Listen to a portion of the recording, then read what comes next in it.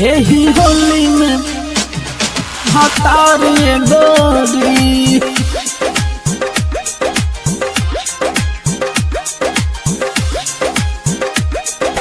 DJ Amit अपहर recording by Rajiv rock film Supaul. हतार ये गोरी ऐनी है होली खेले सुनाए गौरी रंग लगाई तनी खोलो न चोली एहना ऐनी है होली खेले सुनाए गौरी रंग लगाई तनी खोलो न चोली जानी करा तू ऐसे इनकार गौरी जानी करा तू ऐसे इनकार गौरी यही होली में बनावा न भतार गौरी यही होली में बनावा न भतार गौरी यही होली में बनावा न भतार गौरी डीजे अमित अपहर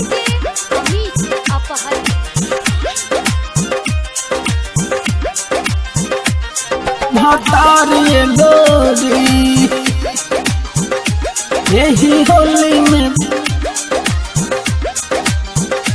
हाँ कहरा न माना धीरे धीरे लगाएगी लहना माना ही पिचकार घुसाएगी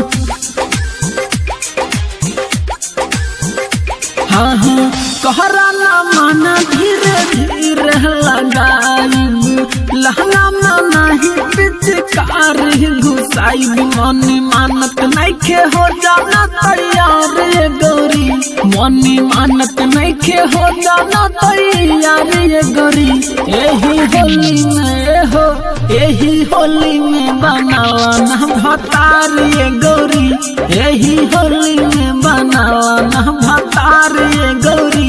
यही होली में बनावा न भतार गौरी डीजे अमित अपहर भतार गौरी यही होली में भतार गौरी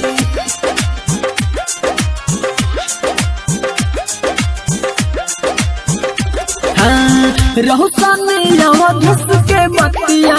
महानी काहे देखावे लुई चिकन जवाहनी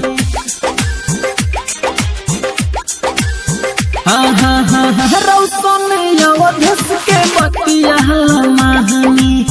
काहे देखावे लुई चिकन जवानी अमर पड़ महानंद खैले बानी नारे गौरी नीरज पड़ महानंद खैले बानी नारे गौरी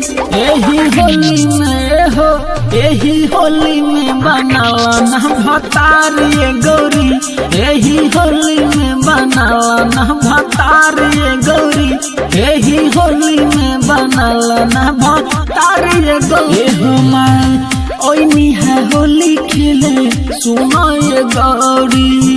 रंग लगाई तनी खोला न चली जानी करा तू ऐसे इनकार गौरी जानी करा तू ऐसे इनकार गौरी यही होली में बनावा न भतार गौरी यही होली में बनावा न भतार गौरी यही होली